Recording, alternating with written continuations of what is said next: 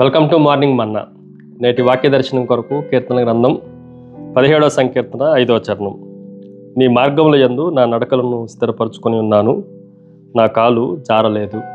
మరొకసారి దావీదు చేసిన ప్రార్థనల నుండి ఈ ఉదయకాల సమయంలో చాలా శ్రేష్టమైన విషయాలు దేవుని వాక్యంలో నుండి మనం నేర్చుకుందండి.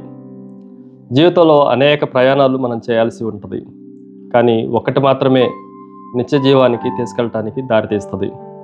దావీదు భక్తుని జీవితంలో ఆయన ప్రయాణాల గురించి, ఆయన దిశా నిర్దేశముల గురించి మాట్లాడుతూ 4 ప్రాముఖ్యమైన సత్యాలని మనకు నేర్పిస్తూ ఉన్నారు. Number 1, it is a direction. దిశ లేదంటే నిర్దేశము.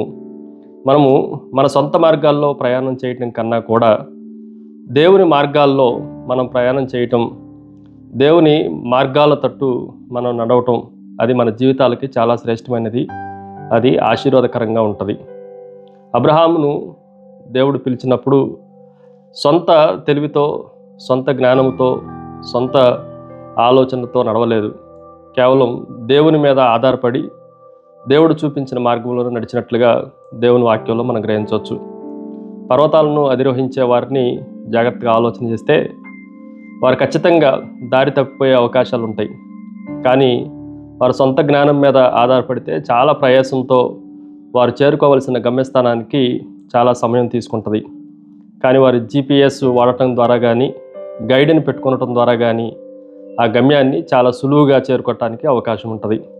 మన జీవిత ప్రయాణాల్లో కూడా దేవుడే నడిపించగలిగితే ఆ దిశ మనకు చాలా ఆశీర్వాదకరంగా ఉంటుంది. రెండో విషయాన్ని మీకు జ్ఞాపకం చేస్తాను. ఇట్ ఈజ్ ఏ డెడికేషన్, అంకిత భావం. 5వ చరణంలో నా నడకలను స్థిరపరచుకుని ఉన్నాను, నేను అంకిత భావం చేసుకుని ఉన్నాను, నేను అటు ఇటు చూడట్లేదు అని దావీదు భక్తుడు మనకి జ్ఞాపకం చేస్తూ ఉన్నారు. దేవుని వాక్యంలో డెడికేషన్, అంకిత భావం అనేది చాలా ప్రాముఖ్యమైనది.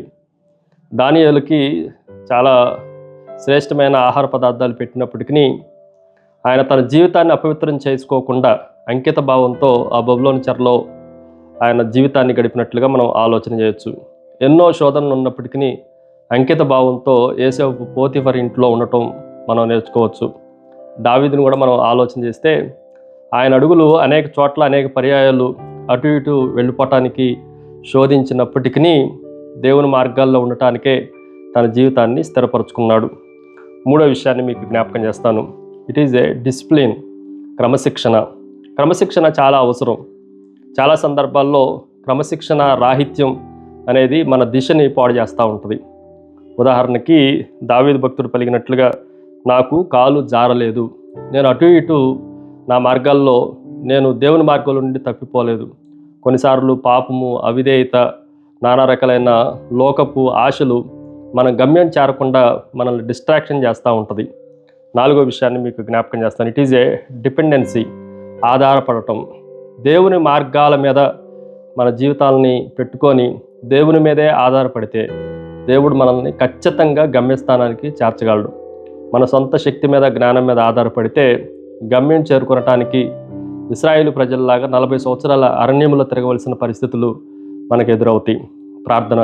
సకల ఆశీర్వాదములకు కారణభూతుడవు తండ్రి, మరొకసారి గమ్యానికి చేర్చి మీరే మహిమ పొందమని యేసుక్రీస్తు శక్తి కలిగిన నామమున అడిగి వేడుకొంచున్నాం తండ్రి. ఆమెన్. God bless you.